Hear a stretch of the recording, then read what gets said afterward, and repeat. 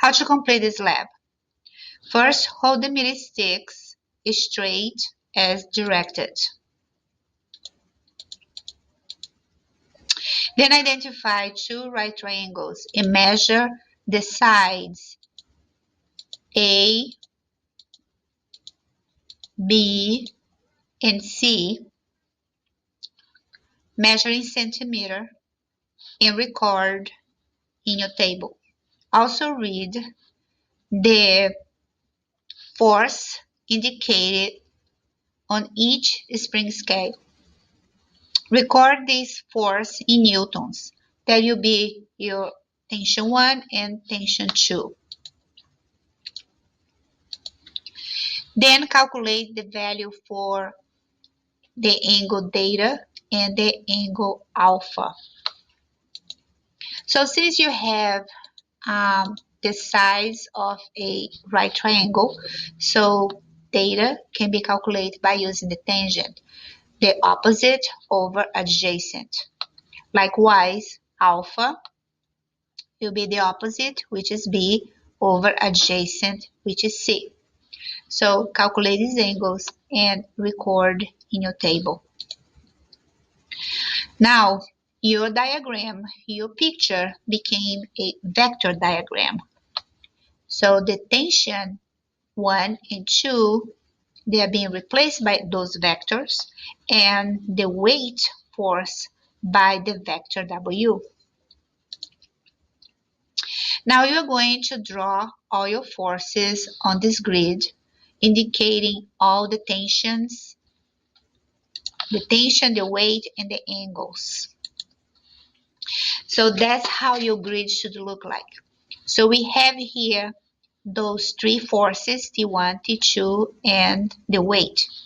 So because these forces, they are not aligned with the grid, so you need to break down into components. So your T1, now we have T1x, and the vertical component is T1y. The horizontal component for the tension 2 is T2x, and the vertical is T2y. Now notice that we calculate previously the angles alpha and theta and alpha, but we are using actually this angle x and y. So to determine this angle x, all that you need to do is subtract 90 from the angle theta. The same thing with y, will be 90 minus the angle alpha. The reason is because we want to use those two right triangles where the hypotenuse are the tensions that we read on the scale. So this is to make an analogy with the previous picture that you have, and now the diagram is converted into all vector system. Now we are going to calculate the components for each tension. So you read on the scale the tension 1 and the tension 2, and you use the sine and cosine to calculate the components. So you need to have handy your diagram. So your tension 1x is adjacent for this angle, so we are using, in this case, cosine. So cosine of this angle is equal to the adjacent, which is T1x, over the hypotenuse, which is T1. So that way you can calculate the T1x. Likewise, you do the same thing for T2x. For T1y, you are using the sine because now is the opposite of x. Likewise, T2y, you are using sine because the opposite of y. Now at this point, you are probably a little bit confused when to use tangent, when to use sine and cosine. So previously, to determine those angles, theta and alpha, you use tangent because you had the opposite, you measure the opposite and you measure the adjacent. So you have those two values, so you can calculate the angle. In this case, you need to find the components of this tension.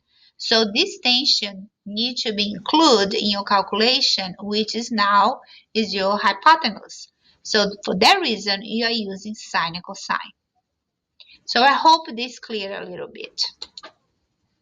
And then we are not going to do anything with the horizontal side, because your main goal is to find the weight of this hanging object. So the weight is located on the vertical component. So you are going to, when you break down the vectors into horizontal and vertical components, or X and Y, whatever you want to call, you need to separate both groups. So since you want to know the weight, so you're going to be working only on the vertical direction. So you are not going to do nothing at the horizontal level. But on the vertical level, if you look here, you have those two vectors going up, and you have this vector coming down. So what you are doing is the sum of all vectors going up is equal to the sum of all vectors down. So that is your equation. You know the values T1y and T2y from the previous table. So you add them, and now you have your calculated weight. So now you have your weight in newtons. You want to convert to grams to compare with the engraving mark of that particular weight.